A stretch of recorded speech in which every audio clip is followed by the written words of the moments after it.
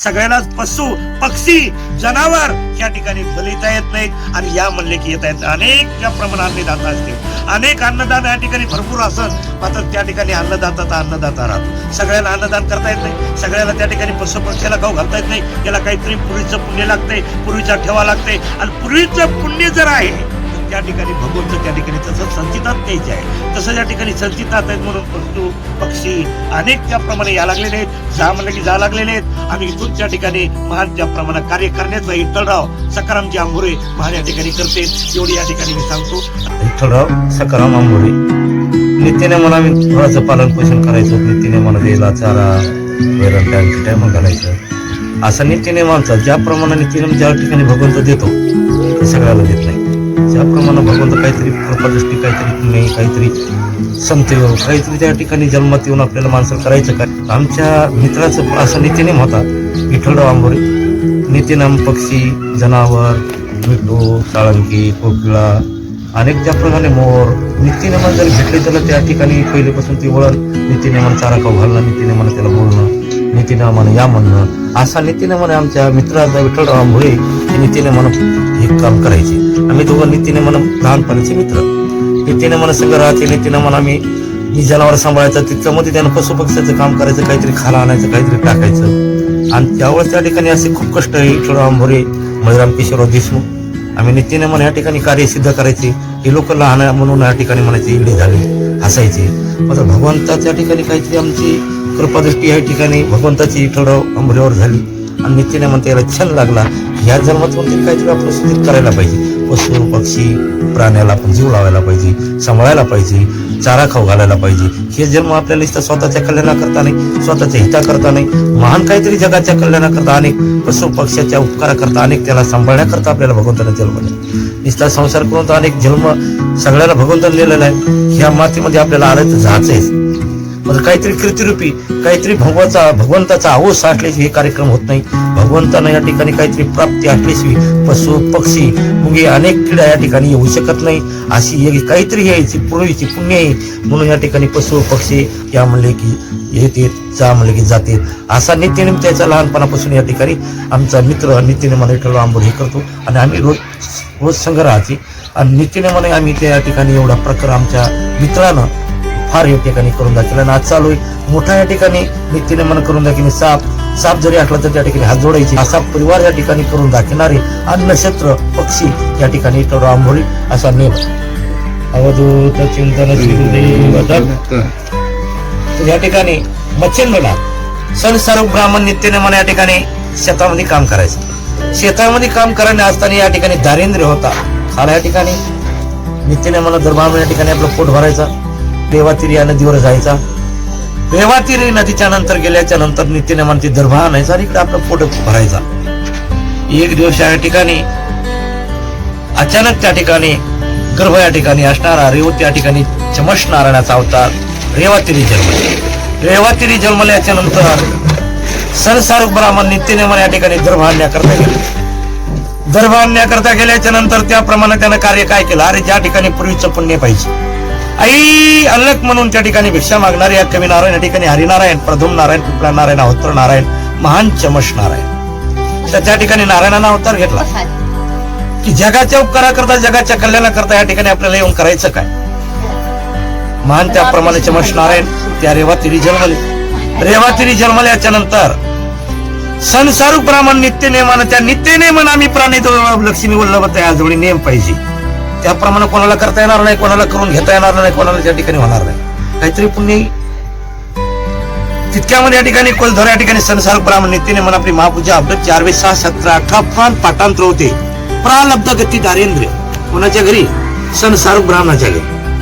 आणि संसारूप ब्राह्मणाच्या घरी नित्यनेमान त्या ठिकाणी दारिंद्र्य मग दया क्षमा करणारा होता, अनेकावर उपकार करणारा, अनेकावर पशु पक्ष्या मुंगी किड्यावर अनेक त्या ठिकाणी जनावर महात त्या ठिकाणी पूजा करणारा कोण होता? ही ब्राह्मण.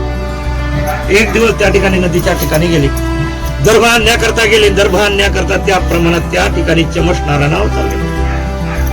चमश नारायण अवतार गेला, आकाशवाणी झाली. याच्या मुलाचं नाव रेवातिरी सापडला. रेवातिरी या ठिकाणी याचं नाव मुलाचं तू घरी ने, आणि घरी नेल्याच्या नंतर तुझ्या 12-12-24 वर्षे लेकरू होत. आकाशवाणी झाली. आकाशवाणी झाल्याच्या नंतर सांगितलं तुझ्या घरी ने. नवनाथामध्ये एक पैकी या ठिकाणी चमशनारायण या ठिकाणी रेवणनाथ आहे. अरे ज्या जगाच्याच कल्याणाकरता या ठिकाणी अवतार घेतलेला आहे, ज्याप्रमाणे सटवीनं टीका टिकलेला देश आहे की बदलण्याची तयारी कोणाजवळ आहे? फक्त आमच्या नाथाजवळ आहे. ज्याप्रमाणे तुझ्या घरी एवढी दारिद्र्य आहे, ज्याप्रमाणे 4 वेद 6 7 18 पुराण पाठांतर आहे, अरे जा आकाशवाणी या ठिकाणी ब्रह्मा विष्णू महेश, त्या ठिकाणी काळभैरव सिद्ध भैरव रुद्रभैरव बाळभैरव विश्वकर्मा सुलोचन विश्व निर्माण करण्याची तयारी आहे. त्याला आकाशवाणीमध्ये सांगितलं, संसारक ब्राह्मणा घरी जा, ब्रह्मदेवानं आवाज दिला तुझ्या घरी ने, आणि तुझ्या घरी नेल्याबरोबर दारिद्र्य सपनामध्ये राहणार नाही. सांगितल्याच्या नंतर डोळे भरून आले कोणाचे? संसारक ब्राह्मणाचे. नमस्कार केला आणि ते फुलं हटविले, त्याचीच मोठे देवानं फुलं फेकले आणि ते आपल्या छातीला लावला. छातीला लावल्याच्या नंतर घरी नेला, पत्नीला त्या ठिकाणी दाखला, कोण कोणाचा मुलगा म्हणजे आपल्याला देवाना दिला. आईला मांडीवर घेतल्या बराबर पहाना फुटला आणि त्याप्रमाणे सांगितलं याचं नाव रेवणनाथ ठेव. सवासनी बलिल्या आणि सवासनी बलिल्या त्यानंतर त्याप्रमाणे सगळ्याला या ठिकाणी बोलून याचं नाव रेवणनाथ ठेवलं. नित्यनेमानं त्याप्रमाणे नांगर मोगडा आऊत त्याप्रमाणे झुकणारा दारिंद्र्य ब्राह्मण नित्यनेमान त्या ठिकाणी काम चालू केलं.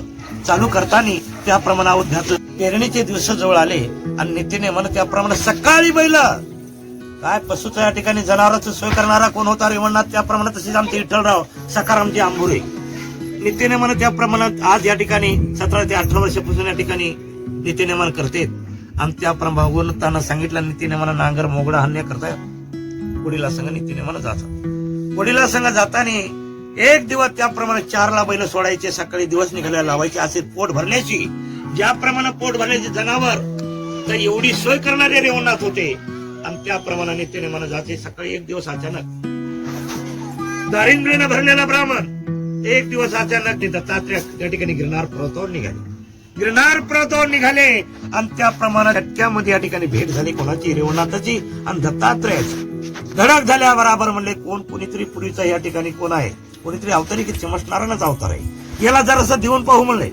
एक ह्या सिद्धीला भुलतोय काय? एक कायरे महिमा सिद्धी आहे. कायरे महिमा सिद्धी या ठिकाणी बोलिलं आणि त्याप्रमाणे सांगितलं मी दत्त बोलतो. तुझं नाव काय म्हणले? माझं नाव रेवणनाथ आहे. सांगितलं आणि म्हणले तुला एक त्या ठिकाणी सिद्धी देतो, अनेक त्या ठिकाणी कार्य करण्याकरता एक तुला सिद्धी देतो म्हणले. तिचं नाव काय म्हणले? कायरे महिमा सिद्धी. कायरे महिमा सिद्धी दिली.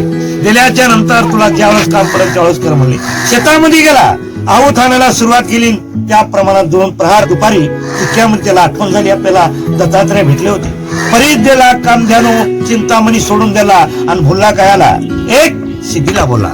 अरे ज्या ठिकाणी ब्रह्मांडाचा नायक आहे, ज्याप्रमाणे 3 देवाचा होता दत्तात्रय आपल्याला भेटला आणि सोडून त्या ठिकाणी कोणाला दिलं? दत्तात्रयानं बोलला एका त्या ठिकाणी सिद्धीला. दिल्याच्या नंतर त्याप्रमाणे शेतामध्ये गेला, नाव चालताना ते मंत्र म्हणला. 64 अक्षराचा मंत्र आहे.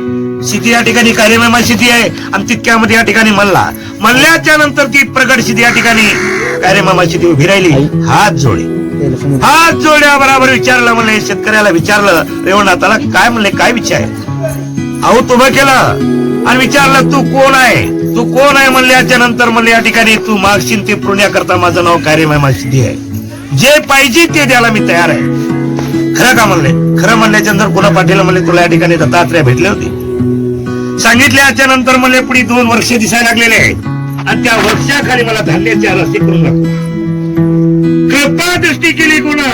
कायरे महिमा सिद्धीनं आणि तितक्यामध्ये या ठिकाणी धान्याच्या राशी झाल्या. डोळे भरून आले, लोटांगण घालायला सुरुवात केली. आई त्याप्रमाणे तो थांब म्हणले. थांब म्हणल्याबरोबर रेवणनाथाचे डोळे भरून आले. डोळे भरून आल्याबरोबर त्या ठिकाणी कायरेमन सिद्धी पळायला लागलेली आहे. थांबा म्हणले, तुम्ही महान, मी तुमची एक दासी आहे, तुमची दासी आहे, तुम्ही माझ्या पुढे लोटांगण घालू नका. रेवणनाथ म्हणायला लागले तू माझ्या संग राह, दिसतील आहे. त्या रेवण सिद्धीला या ठिकाणी कायरेमहिमा सिद्धीने हात जोडले सांगायला लागले महाराज तुम्ही म्हणता ते करीन, मात्र मी गुप्त रीतीने राहील. ज्यावेळेस त्या ठिकाणी तुम्ही मला बलिदान त्यावेळेस मला काम सांगताना मी काम पूर्ण करीन अशी विनंती कोणी केली? कार्यमहिमा सिद्धीनं कोणाची? या ठिकाणी रेवणनाथाची नाहीशी झाली आणि त्याप्रमाणे निघून गेले. निघून गेल्याच्या नंतर आऊत हल्लं आणि संध्याकाळ त्याला भेटन बैल त्या ठिकाणी सगळे त्याप्रमाणे पुढे घातले. बैलाला नमस्कार केला. पशु पक्षाला या ठिकाणी जीवडावणारा रेवणनाथ नमस्कार केला आणि त्याप्रमाणे आजपासून आपल्याला आऊत लावायचं नाही. पशु पक्षाला बेजार करायचं नाही, नित्यनेमाने व्यवस्था करायची असा नेम केला. आणि घरी गेला सकाळी 8 वाजेपर्यंत झोपला. सकाळी 4ला उठणारा, सकाळी त्या ठिकाणी 4ला उठणारा 8ला त्या ठिकाणी उठला. वडील संसार ब्राह्मण काही भिक्षा मागण्याकरता गेला, घरामध्ये काही नाही. अरे ज्याप्रमाणे भगवंत देतो 4 हाताने तो, ज्या जगाच्याच कल्याणाकरता या ठिकाणी नाथानं अवतार घेतला, ज्या जगाच्या कल्याणाकरता महान त्याप्रमाणे त्या ठिकाणी एवढी प्राप्ती केली. पशु पक्षी अनेक, त्याप्रमाणे काहीतरी पुरीचं पुण्य पाहिजे. पुरीचं या ठिकाणी काहीतरी पुण्य पाहिजे, ठेवा पाहिजे, तर त्या ठिकाणी याची एवढी करायची तयारी आहे. भगवंतांना सांगितलं आणि त्याप्रमाणे ब्राह्मणांना नमस्कार केला. पुन्हा रेवणाथात वडिलाला विचारलं, म्हणजे आपल्या घरामध्ये काय कमी आहे, काय कमी आहे म्हणल्याच्या नंतर बाप म्हणला, मी कसं करायलो कोणी कोण आलेलं मलाच माहित आहे. तितक्यामध्ये हात जोडे लोटा अंगण घातलं रेवणनाथानं आणि विनवणी केली, म्हणजे आपल्या घरामध्ये जाऊन पहा कायच्या राशी आहेत. घरामध्ये गेला, रेवणनाथानं मंत्र म्हणला 64 अक्षराचा आणि त्याप्रमाणे हाक मारल्या बराबर त्याप्रमाणे आली आणि त्या घरामध्ये कृपा दृष्टी केली. सगळ्या राशी तुपे अनेक भरून गेलं, घरामध्ये फिरायला जागा राहिली नाही अशी अवस्था केली. केल्याबरोबर संसार ब्राह्मणात काम सांगायचं बंद केलं आणि नमस्कार केला. कळालं आपल्याला ज्या ठिकाणी आकाशवाणी झाली, आकाशवाणी ब्रह्मा विष्णू महेश त्या ठिकाणी काळभैरव, सिद्ध भैरव, रुद्र भैरव, बाळ भैरव, गणभैरव सगळ्यांना सांगितलं की या ठिकाणी पूर्ण काम झालं, आता काम सांगायचं बंद केलं. सकाळी उठला, वडिलाला त्या ठिकाणी रेवणाथानं नमस्कार केला. आपल्याला त्या गावाला जीव घालायचा, पशु पक्षी अनेकाला त्या ठिकाणी दान धर्म करायचा, अनेकाला जीव घालायचा. त्या ठिकाणी सगळ्याला सांगितलं.